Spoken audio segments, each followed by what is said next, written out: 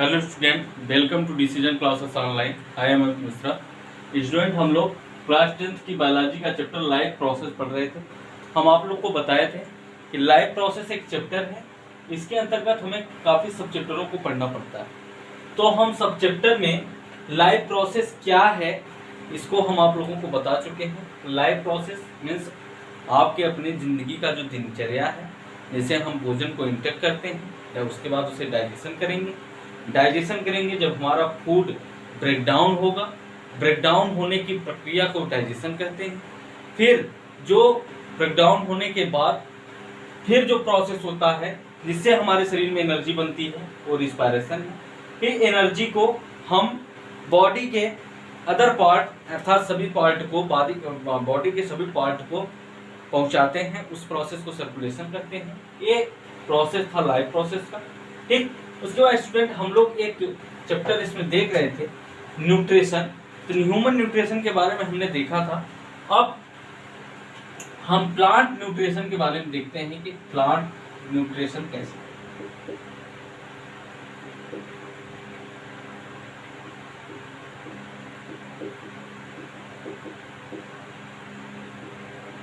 तो nutrition student, nutrition plant के लिए जैसे ह्यूमन के लिए न्यूट्रिशन जरूरी है वैसे प्लांट के लिए भी न्यूट्रिशन जरूरी है। इसलिए न्यूट्रिशन में हम सर्वप्रथम प्लांट के न्यूट्रिशन में फोटोसिंथेसिस का जिक्र करते हैं, अर्थात फोटोसिंथेसिस को पढ़ते हैं। फोटोसिंथेसिस, तो स्टूडेंट फोटोसिंथेसिस हम आप लोग को पिछली क्लास में बताए थे, पिछले लेक्चर में, कि फोटोसिंथेसिस अभी तक हम लोग ये जानते थे कि फोटोसिंथेसिस एक ऐसा प्रोसेस है जिससे पौधे अपना भोजन बनाते हैं। फोटोसिंथेसिस सनलाइट की उपस्थिति में सभी ग्रीन प्लांट फोटोसिंथेसिस करके अपना फूड का फॉर्मेशन करते हैं। इस प्रोसेस को फोटोसिंथेसिस करते हैं। लेकिन ये पिछले कक्षाओं के लिए तो ठीक था, लेकिन यदि आप अब 10th में हैं और 10th के लिए आपको एक सुटेबल और सर्टेन जो फोटोसिंथेसिस की डिफिनेशन होती है उसे लिखना पड़ता है आपके बोर्ड कॉपी में। तो हमने बताया था आप लोगों को कि फोटोसिंथेसिस एक नॉर्मल वर्ड और आप इसे अपने भी शब्द में लिख सकते हैं, ठीक है। और स्टूडेंट, आपका एग्जाम नज़दीक है, इसलिए हम एक शॉर्ट क्विक रिवीजन के तहत चैप्टर को स्क्रैच कर रहे हैं, चैप्टर को एक्सप्लेन कर रहे हैं, और आप इसे क्विक रिवीजन की तरफ पढ़ें और ज़्यादा से ज़्यादा नंबर गेन करें। ठीक है स्टूडेंट, तो हम देखे थे फोटोसिंथेसिस जो है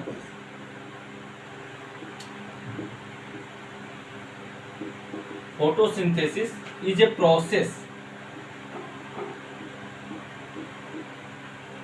by which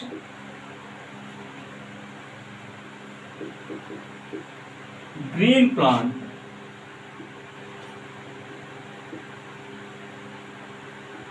synthesize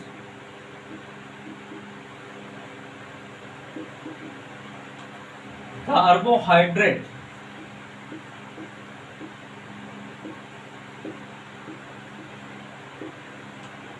और कार्बोहाइड्रेट स्टूडेंट यह ऑर्गेनिक फूड होता है। कैसा होता है? ऑर्गेनिक होता है।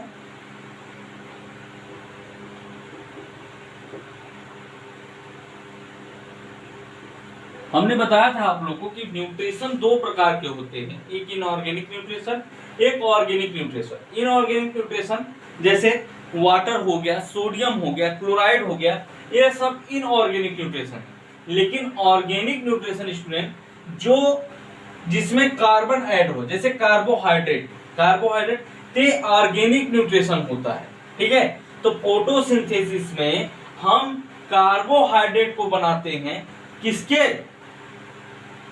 Synthesis carbohydrate from carbon dioxide तथा वाटर के साथ।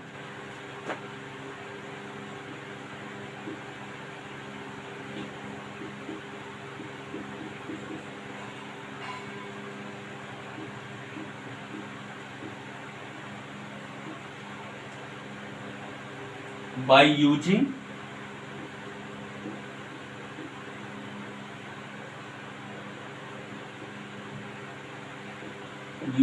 और हम इसके प्रयोग के द्वारा सोलर एनर्जी का उपयोग करते हैं इसमें।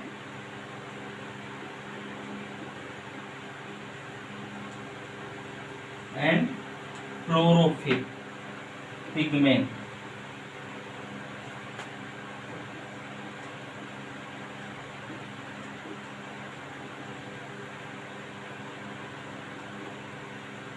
Chlorophyll pigment.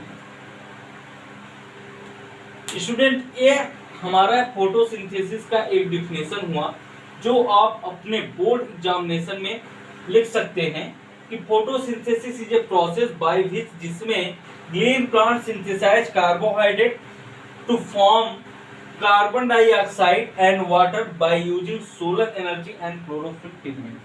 सोलर एनर्जी तो हम सनलाइट की सहायता से प्लांट में जो लीव्स होते हैं, लीव्स पे क्लोरोफिल पाए जाते हैं। क्लोरोफिल पे सनलाइट का प्रकाश, सूर्य का प्रकाश आता है जिससे पौधे जो है वाटर और कार्बन डाइऑक्साइड की सहायता से फोटोसिंथेसिस करते हैं और कार्बोहाइड्रेट का निर्माण करते हैं। ये प्रोसेस है फोटोसिंथेसिस का जो हम लोग पढ़ चुके हैं और ये सुटेबल डिफिनेशन है फोटोसिंथेसिस का जिसे आप अपने बोर्ड एग्जाम में लिख भी सकते हैं और एक बहुत ही सिंपल वर्ड में है और आप इसे अपने भी शब्द में लिख सकते हैं।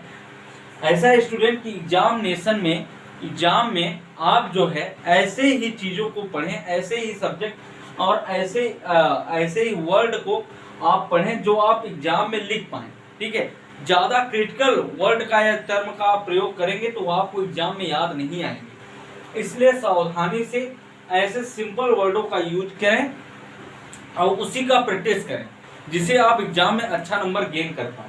ठीक है, तो ये था फोटोसिंथेसिस का एक suitable definition.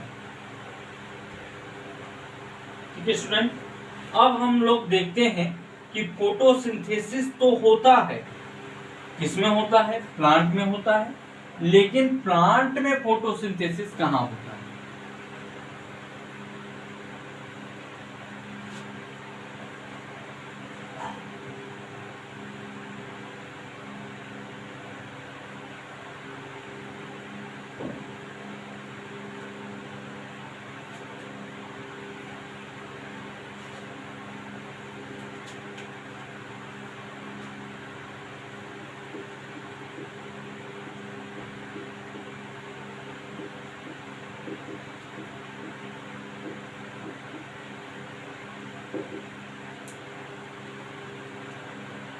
Site of photosynthesis. Student हम प्लांट न्यूट्रिशन पढ़ रहे हैं, अर्थात न्यूट्रिशन प्लांट के लिए जो जरूरी है, तो न्यूट्रिशन के लिए प्लांट जो है फोटोसिंथेसिस करते हैं। फोटोसिंथेसिस के द्वारा वो फूड का फॉर्मेशन करते हैं और फूड के फॉर्मेशन से उन्हें न्यूट्रिशन मिलता है, अर्थात जो फूड होता है वो फ्लोएम के तहत प्लांट के सभी पार्ट में जाते हैं। ठीक है, स्टूडेंट साइट ऑफ फोटोसिंथेसिस अर्थात फोटोसिंथेसिस होता कहाँ है? जैसे हम भोजन को इंटेक करते हैं, हम फूड को इंटेक करते हैं, तो फूड हमारा बनता कहाँ है? तो जैसे हमारे घर में एक किचन होता है, एक किचन में फूड बनता है, उसके बाद उस घर के सभी मेंबर फूड को इंटेक करते हैं। उसी प्रकार एक प्लांट में भी एक किचन रूम होता है और वहीं जो है फोटोसिंथेसिस होता है और उसे कहते हैं क्लोरोप्लास्ट। क्या कहते हैं? क्लोरोप्लास्ट अर्थात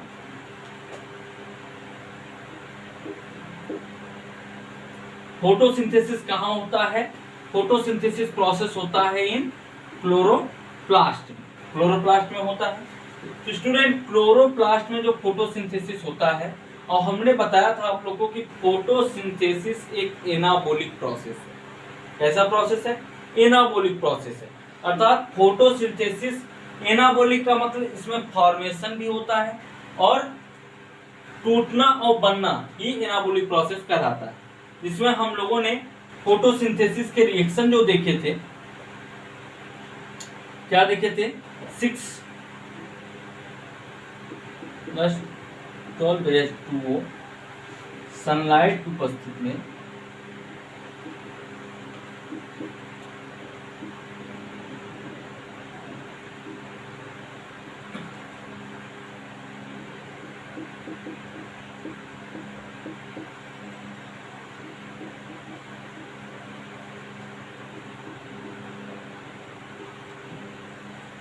यह हमारा था फोटोसिंथेसिस की रिएक्शन। हमने जिसमें आपको बताया था कि कार्बन डाइऑक्साइड तथा वाटर मिलके कार्बोहाइड्रेट ग्लूकोज का कार्बोहाइड्रेट बनाते हैं।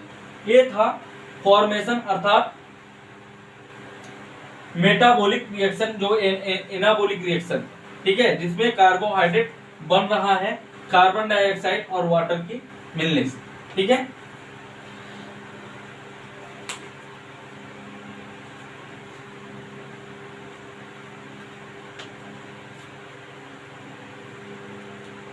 तो हम देख रहे थे साइट ऑफ फोटोसिंथेसिस। फोटोसिंथेसिस होता कहाँ है?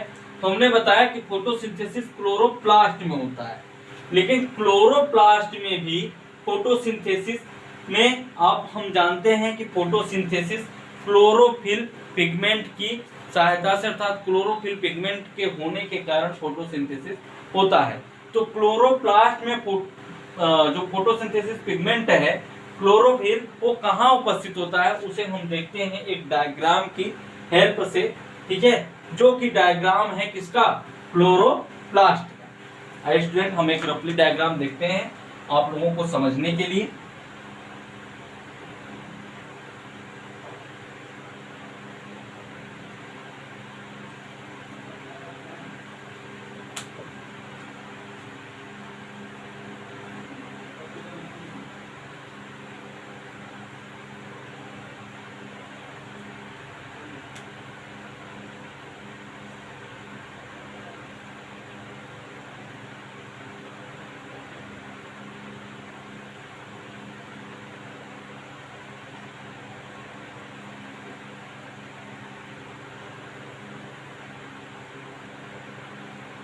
ये डायग्राम है स्टूडेंट क्लोरोप्लास्ट का। क्लोरोप्लास्ट में हम देखते हैं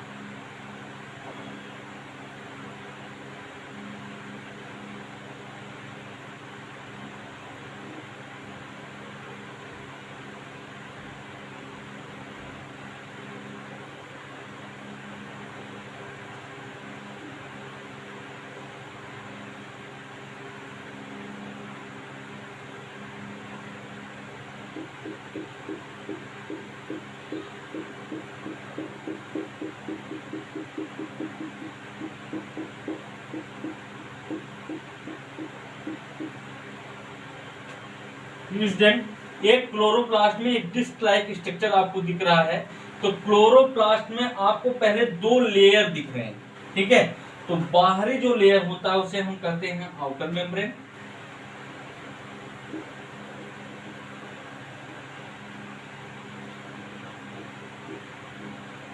हमने बताया स्टूडेंट बायोलॉजी में डायग्राम इंपॉर्टेंट होता है। बायोलॉजी में यदि आप थ्योरी में क्लोरोप्लास्ट के बारे में लिखते हैं बड़ी अच्छी बात है, लेकिन यदि आप बगल में एक डायग्राम फ्लिप करते हैं, डायग्राम बनाते हैं, तो उसमें आपका नंबर एकदम बन जाता है और फिर आपके नंबर को कटने का कोई चांस नहीं होता।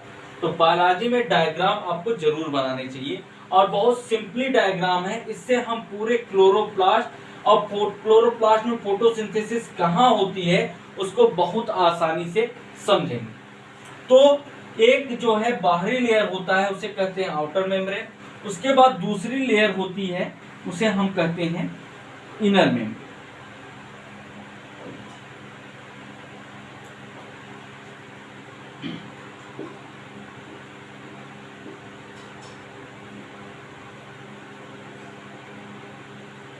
इनर मेम्ब्रेन होता है। और स्टूडेंट आउटर मेम्ब्रेन और इनर मेम्ब्रेन के बीच में आप देखिए एक खाली स्थान पाया गया, एक खाली स्पेस होता है जिसे हम नाम दे देते हैं इंटर मेम्ब्रेनल स्पेस।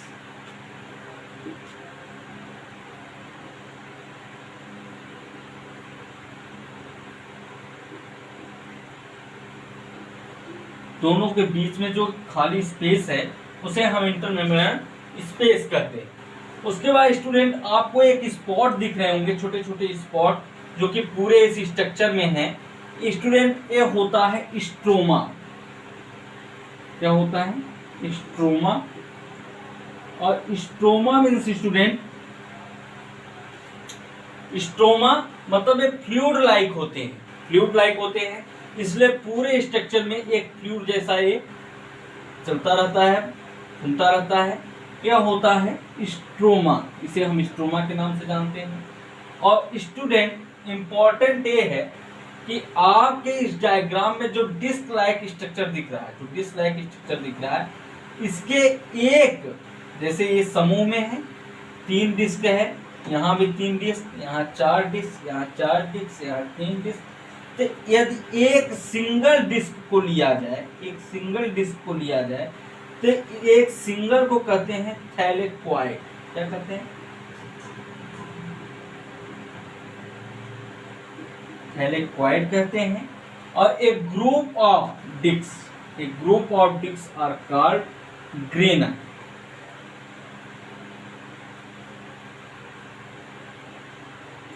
और एक ग्रुप ऑफ डिस्क को क्या कहते हैं? ग्रेना कहते हैं। और इस ग्रेना के बीच में, इस ग्रेना के बीच में एक जो स्ट्रक्चर होता है, जो दोनों आपस में जुड़े रहते हैं। तो आपको ग्रीन कलर का स्ट्रक्चर दिखाई दे रहा है, जो दोनों आपस में जुड़े हैं। जैसे एक समूह में यदि हैं, आपस में जुड़े होते हैं, इसलिए कि कोई कहीं और जान पाए। ठीक है? इस जो बीच में जुड़ने वाला प्रोसेस है, इसे कहते हैं लैमली। लैमली कहते हैं। और स्टूडेंट जैसे एक ग्रेना जो है, एक ग्रेना जो है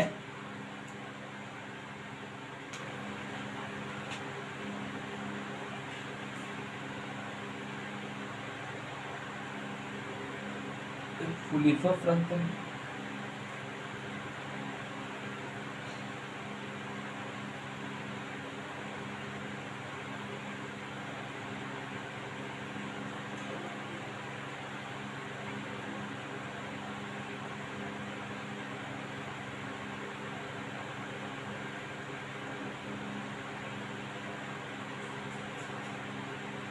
और जो स्टूडेंट इस ग्रेना के बीच में एक खाली स्पेस है जिसका नाम है ल्यूमेन,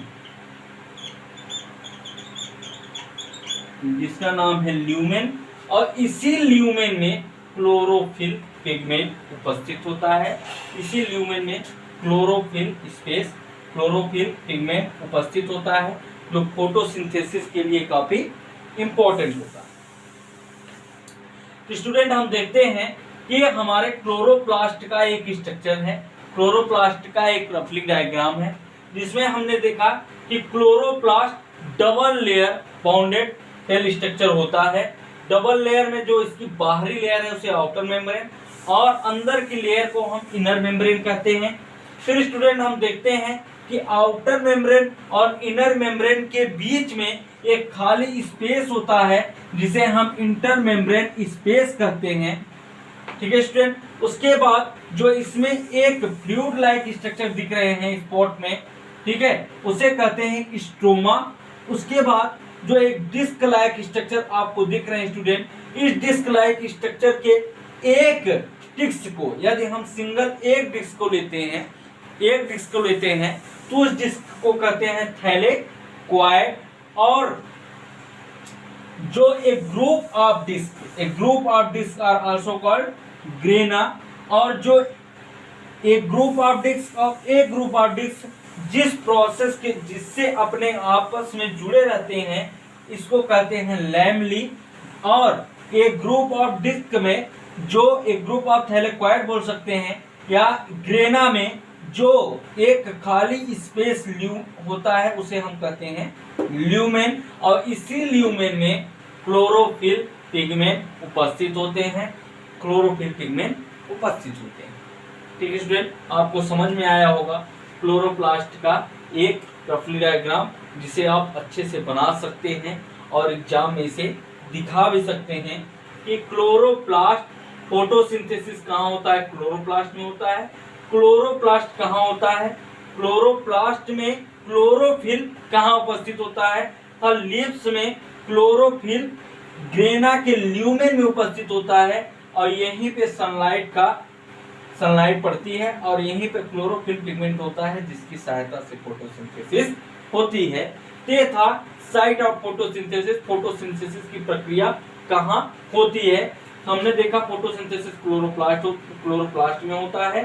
क्लोरोप्लास्ट में क्लोरोफिल पिगमेंट कहाँ उपस्थित होता है उसको हम लोगों ने देखा। जो एक इंपॉर्टेंट बात है स्टूडेंट, नोट हम देखते हैं, आगे हम पढ़ेंगे मैकेनिज्म ऑफ फोटोसिंथेसिस।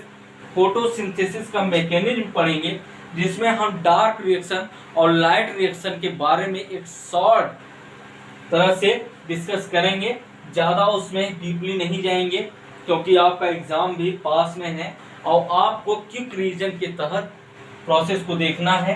तो स्टूडेंट हम लोग डार्क रिएक्शन और लाइट रिएक्शन के बारे में देखेंगे।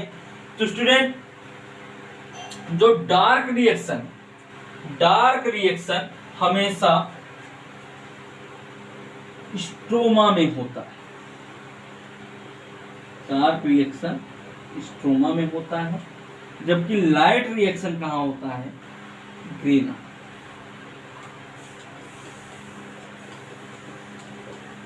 स्टूडेंट एक कभी कभी क्वेश्चन पूछा जाता है कि डार्क रिएक्शन क्लोरोप्लास्ट के किस भाग में होता है, तो डार्क रिएक्शन हमेशा स्ट्रोमा में होगा, और जबकि लाइट रिएक्शन किस में होता है, लाइट रिएक्शन आपका ग्रेना में होता है। ठीक है स्टूडेंट, ये था जो है site of photosynthesis in chloroplast, जिसमें हम देखें क्लोरोप्लास्ट के स्ट्रक्चर में कि एक आउटर मेम्ब्रेन होता है, एक इनर मेम्ब्रेन होता है। आउटर और इनर मेम्ब्रेन के बीच में जो स्पेस होता है उसे हम इंटर मेम्ब्रेन स्पेस कहते हैं। इसमें जो एक फ्लूइड लाइक सब्सटेंस होता है जिसे हम स्ट्रोमा कहते हैं, और स्ट्रोमा में डार्क रिएक्शन भी होता है। एक डिस्क लाइक स्ट्रक्चर होता है, इसके एक डिस्क को सिंगल डिस्क को देखें तो हम उसे थैलेक्वाइड कहते हैं, और एक ग्रुप ऑफ डिस्क को हम ग्रेना कहते हैं, और इसी ग्रुप ऑफ डिस्क में जो एक खाली स्पेस होता है उसे हम ल्यूमेन कहते हैं, और जहां पे क्लोरोफिल पिगमेंट उपस्थित होता है। और एक ग्रुप ऑफ डिस्क जिसके कारण आपस में जुड़े होते हैं उसे हम लैमली कहते हैं। ठीक है student,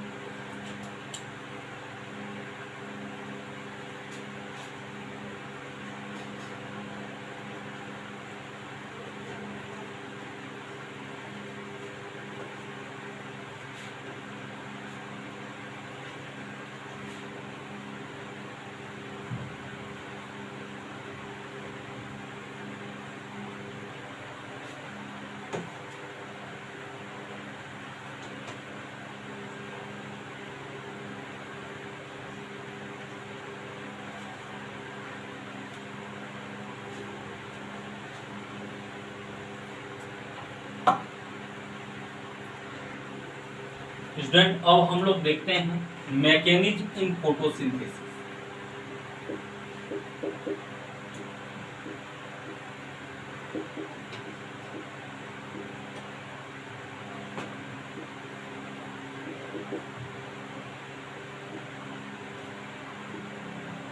mechanism in photosynthesis important student, लेकिन हम इसे बहुत डीपली में नहीं पढ़ेंगे क्योंकि एग्जाम आप लोग का पास में है।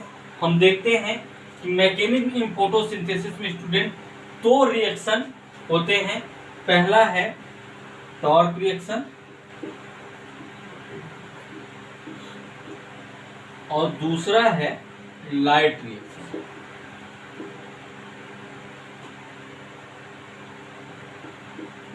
लाइट रिएक्शन, इसे हम ब्लैक रिएक्शन भी कहते हैं।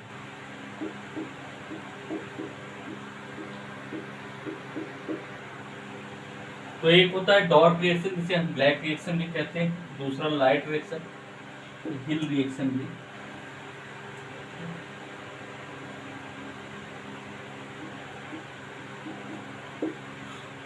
पहला था डार्क रिएक्शन और दूसरा था लाइट रिएक्शन। ये है मैकेनिज्म ऑफ फोटोसिंथेसिस के दो मेन रिएक्शन। स्टूडेंट इसको हम जो हम आप लोगों को फोटोसिंथेसिस का रिएक्शन बताए थे कि कार्बन डाइऑक्साइड और वाटर की सहायता से कार्बोहाइड्रेट बनता है, उसी में हम डार्क रिएक्शन और लाइट रिएक्शन को देखते हैं कि डार्क रिएक्शन कहाँ होता है और लाइट रिएक्शन कहाँ होता है।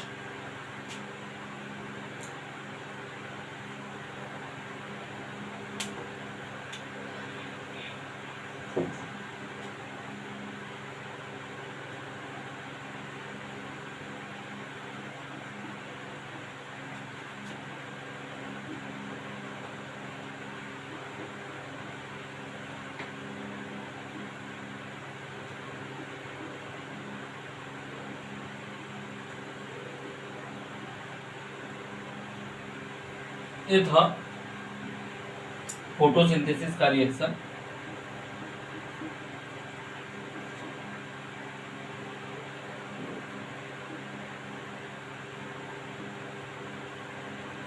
क्लोरोफिल पिगमेंट की सनलाइट की उपस्थिति में क्लोरोफिल में फोटोसिंथेसिस का रिएक्शन होता है, जिसमें कार्बन डाइऑक्साइड और वाटर से हम कार्बोहाइड्रेट का निर्माण करते हैं। स्टूडेंट अब इसमें हम देखते हैं कि लाइट रिएक्शन, जो लाइट रिएक्शन है, लाइट रिएक्शन में स्टूडेंट केवल वाटर का ब्रेकडाउन होता है, केवल वाटर टूटता है। तो वाटर टूटेगा तो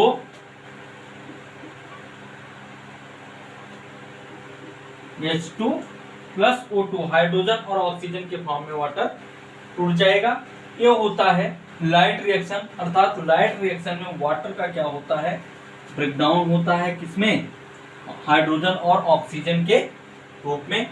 उसके बाद जो दूसरा रिएक्शन होता है वो होता है डार्क रिएक्शन।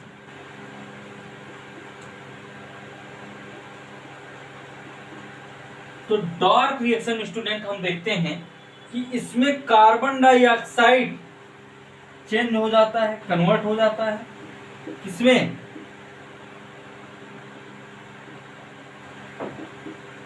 कार्बोहाइड्रेट। ठीक, कार्बन डाइऑक्साइड का चेंज हो जाना किसमें, कार्बोहाइड्रेट में। एक डार्क रिएक्शन में होता है। जबकि लाइट रिएक्शन में वाटर क्या होता है, टूट जाता है, किसमें, हाइड्रोजन और ऑक्सीजन के फॉर्म में। ये है लाइट रिएक्शन। और डार्क रिएक्शन में कार्बन डाइऑक्साइड कन्वर्ट हो जाता है कार्बोहाइड्रेट में।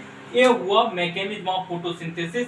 स्टूडेंट जब मैकेनिज्म ऑफ फोटोसिंथेसिस लिखने को आता है तो आप इस रिएक्शन में डार्क रिएक्शन, डार्क और लाइट रिएक्शन को दिखा सकते हैं और इसके बारे में जो है आप लिख भी सकते हैं।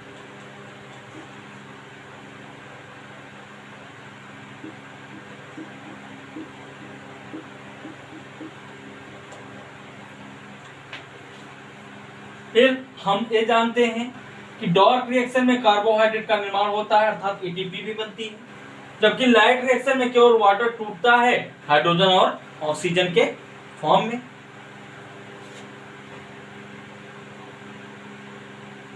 Mechanism of photosynthesis is two reactions are very important.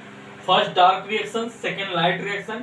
In light reaction process, hydrogen breakdown, water breakdown, hydrogen and oxygen form.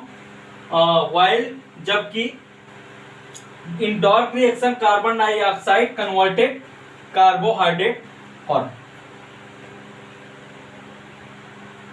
ठीक स्टूडेंट, अब हम देखते हैं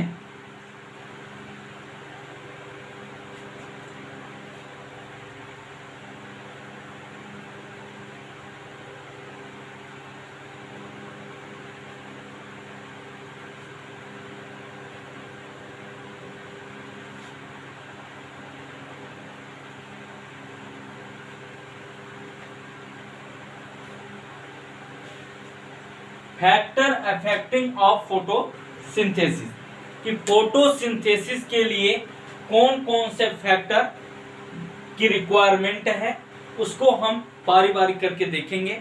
तो हम जानते ही हैं कि फोटोसिंथेसिस के लिए सनलाइट पहला फैक्टर होता है, दूसरा होता है फोटोसिंथेसिस पिगमेंट, तीसरा होता है कार्बन डाइऑक्साइड और चौथा वाटर। इसे आप क्रम से आपने अभी हम जितना भी फोटोसिंथेसिस हमने जब पढ़ा, फोटोसिंथेसिस के रिएक्शन में भी हमने देखा कि सनलाइट का रिक्वायरमेंट फर्स्ट ही था, उसके बाद हमें वाटर, कार्बन डाइऑक्साइड और फोटोसिंथेसिस पिगमेंट की भी रिक्वायरमेंट थी। तो फैक्टर अफेक्टिंग फोटोसिंथेसिस आपसे 1-2 नंबर में ऐसे पूछ सकता है, फैक्टर अफेक्टिंग फोटोसिंथेसिस कौन होते हैं। तो factor affecting photosynthesis sunlight, carbohydrate, water तथा फोटोसिंथेसिस पिगमेंट है। इसे आप बता सकते हैं।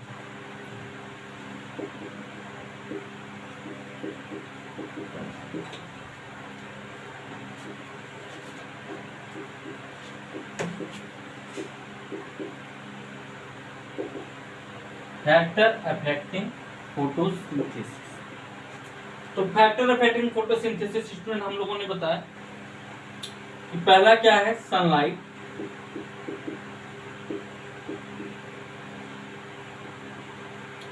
दूसरा फोटोसिंथेसिस पिगमेंट,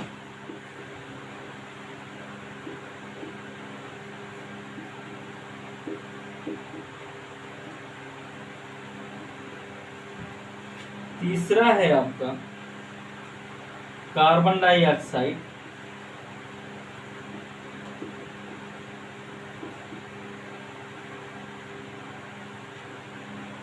और चौथा वाटर। पांचवा एक और ले लेते हैं, टेम्परेचर।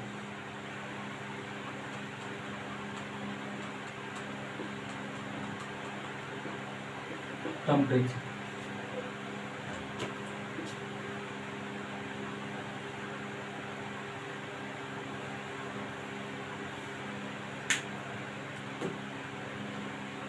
तो स्टूडेंट हम देखते हैं कि सनलाइट जो है वो फोटोसिंथेसिस के लिए काफी रिक्वायरमेंट होता है सनलाइट की। लेकिन सनलाइट की जो रिक्वायरमेंट होती है, जितनी भी सनलाइट प्लांट पे पड़ती है, उसका केवल ओनली 2% एब्जॉर्ब करता है प्लांट।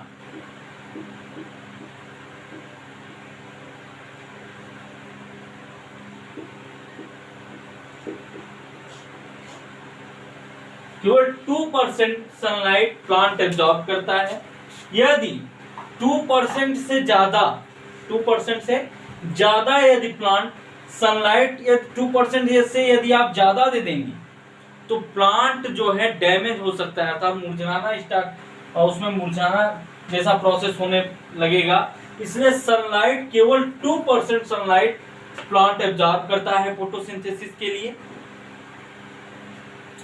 दूसरा हम देखते हैं स्टूडेंट फोटोसिंथेसिस पिगमेंट। ऐसा स्टूडेंट कि फैक्टर अफेक्टिंग फोटोसिंथेसिस में जितना हमें रिक्वायरमेंट होता है प्लांट में फोटोसिंथेसिस के लिए, सनलाइट हुआ, चाहे फोटोसिंथेसिस पिगमेंट हुआ, या कार्बन डाइऑक्साइड या वाटर या टेम्परेचर, यदि इनको जितने की जरूरत है, जैसे 2% सनलाइट की जरूरत है, तो हमें 2% से ज्यादा यदि सनलाइट प्लांट पे आएगा तो प्लांट जो है, प्लांट में रेट ऑफ फोटोसिंथेसिस डिक्रीज होना स्टार्ट हो जाएगा। जबकि हमें प्लांट में फोटोसिंथेसिस को बनाए रखना है, इसके लिए हमें केवल 2% सनलाइट की जरूरत पड़ती है, अर्थात केवल हमें 2% सनलाइट प्लांट को देना चाहिए। दूसरा देखते हैं स्टूडेंट फोटोसिंथेसिस पिगमेंट। तो फोटोसिंथेसिस पिगमेंट आप जानते हैं, जो आप और हम सब जानते हैं कि फोटोसिंथेसिस पिगमेंट होते हैं, जैसे पहला क्लोरोफिल। तो स्टूडेंट क्लोरोफिल जो पिगमेंट होते हैं वो ग्रीन प्लांट के लीव्स में होते हैं। ग्रीन प्लांट के लीव्स में क्लोरोफिल पिगमेंट पाए जाते हैं। लेकिन क्या और ऐसे भी प्लांट होते हैं जो ग्रीन नहीं होते, दूसरे कलर के होते हैं? क्या वो फोटोसिंथेसिस नहीं करते हैं, लेकिन उसमें पिगमेंट, जो फोटोसिंथेसिस पिगमेंट है, वो क्लोरोफिल ना होके बल्कि और होते हैं। जैसे पिगमेंट कई होते हैं, क्लोरोफिल हो गया, जेंथोफिल हो गया, फाइकोबिलिन हो गया,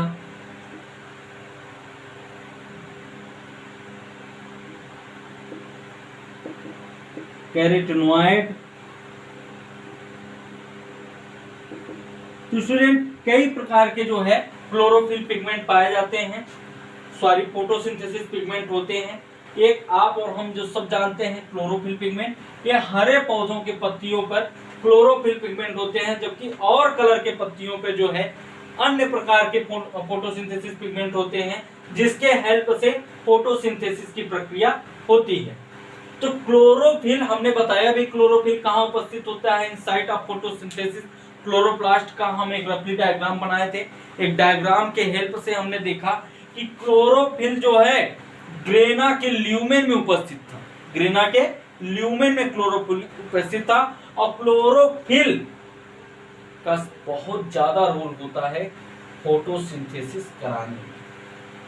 ठीक है स्टूडेंट, तो जो ग्रीन प्लांट होते हैं, ग्रीन प्लांट में, ग्रीन प्लांट के लीव्स में हम देखते हैं, ग्रीन प्लांट के लीव्स में, जैसे ग्रीन प्लांट है, इसके लीव्स में और भाई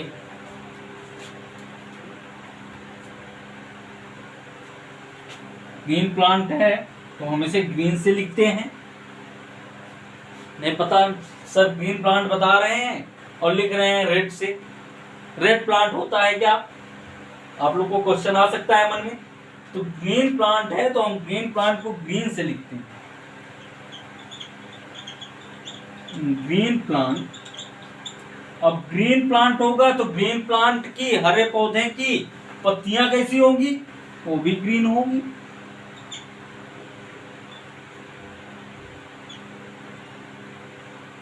पत्तियां भी ग्रीन होगी। तो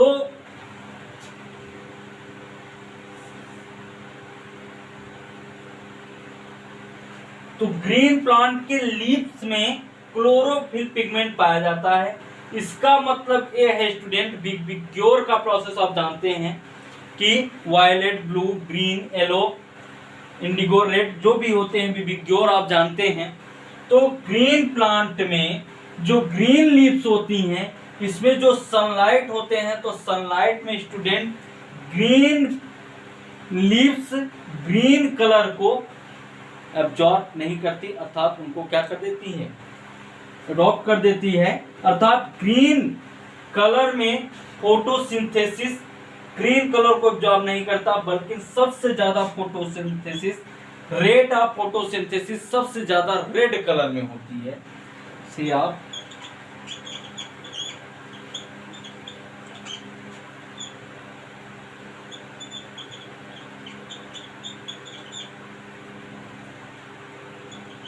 रेट ऑफ फोटोसिंथेसिस सबसे ज्यादा रेड कलर में, रेड कलर के लाइट में फोटोसिंथेसिस, रेट ऑफ फोटोसिंथेसिस सबसे ज्यादा रेड कलर के लाइट में होती है।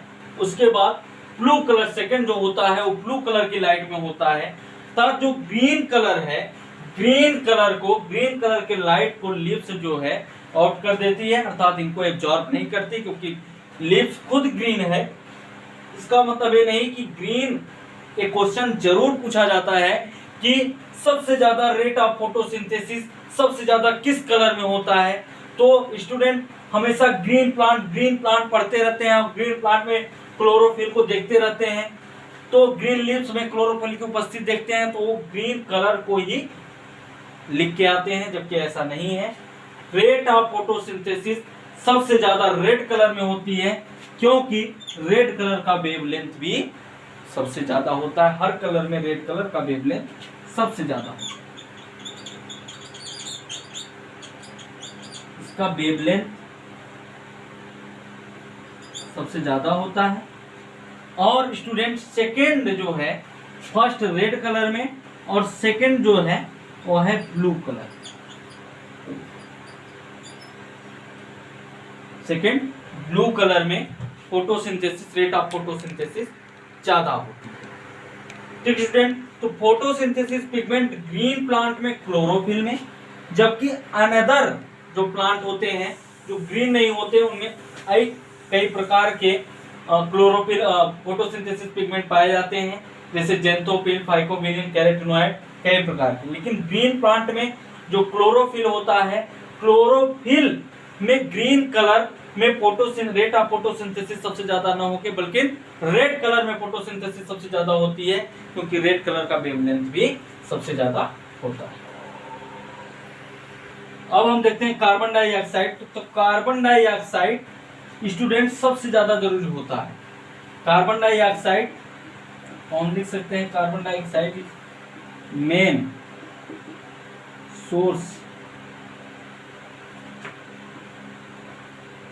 Source of photosynthesis.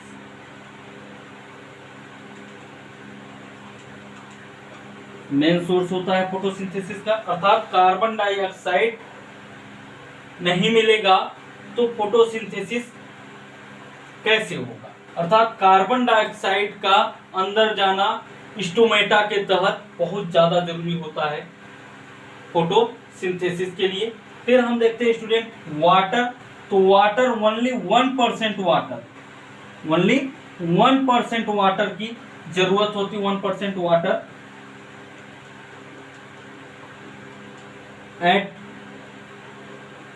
एडेड होता है फोटोसिंथेसिस में। अर्थात केवल प्लांट जो है, प्लांट को केवल जितना भी वाटर है वो अपने जड़ के तहत, जड़ से, रूट से, फ्लोएम जाइलम के द्वारा, आप जानते हैं प्लांट में जाइलम तथा फ्लोएम पाए जाते हैं। जाइलम से वाटर रूट की हेल्प से प्लांट के सभी पार्ट में जाते हैं, जबकि फ्लोएम के द्वारा जो फोटोसिंथेसिस से फूड, भोजन बनता है, कार्बोहाइड्रेट बनता है, फ्लोएम फूड का ट्रांसफर करता है और जाइलम वाटर का करता है। तो वाटर का केवल 1% वाटर यूज करता है फोटोसिंथेसिस में प्लांट। जब यदि आप वाटर ज्यादा देंगे, यदि किसी भी प्लांट को आप वाटर ज्यादा दे रहे हैं उसके जड़ में, और तो क्या होगा, उस प्लांट में फंगस लगना स्टार्ट हो जाएगा, अर्थात प्लांट सड़ सकता है। इसलिए प्लांट को ज्यादा वाटर की जरूरत नहीं है, उतना ही वाटर दीजिए जितना वाटर वो एब्जॉर्ब कर सके।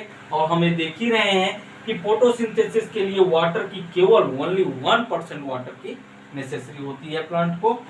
टेम्परेचर हम बता दें आपको, टेम्परेचर मैक्सिमम 30 से 35 डिग्री सेंटीग्रेड की टेम्परेचर की जरूरत होती है प्लांट को फोटोसिंथेसिस कराने के लिए। यदि आप इससे ज्यादा टेम्परेचर देंगे 30, 31, 32, तो फोटोसिंथेसिस जो रेट होता है वो इंक्रीज होता रहता है। लेकिन यदि आप 35 डिग्री सेंटीग्रेड से ज्यादा टेम्परेचर देंगे तो प्लांट मुरझाना स्टार्ट हो जाएगा, अर्थात प्लांट जो है डैमेज हो सकता है।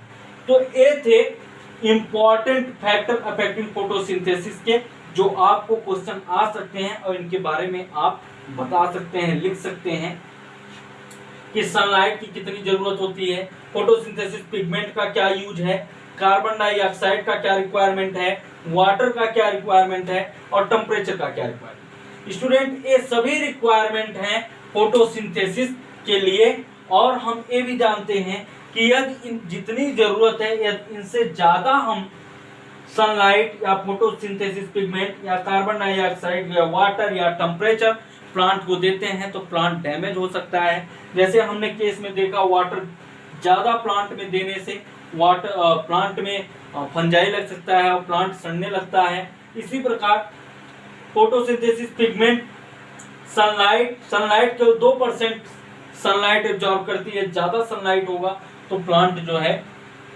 मुरझाना स्टार्ट हो सकता है। ठीक है, ये थे important factor affecting of photosynthesis. Student, आप लोग को समझ में आ गया होगा। आगे जो है इनका एक मैकेनिज्म है जिसमें स्टोमेटा है, opening of stomata and closing of stomata. Opening of stomata के तहत कार्बन डाइऑक्साइड अंदर जाता है तथा उससे जो है वाटर ज्यादा हो जाते हैं प्लांट में, तो स्टोमेटा के द्वारा वाटर बाहर आता है। इसके मैकेनिज्म हम अगले लेक्चर में देखेंगे। तब तक के लिए आप लोग जो है लेक्चर को सावधानी से देखें और जो है एक एक पॉइंट को क्लियर करते हुए पढ़ें। Okay student, thank you.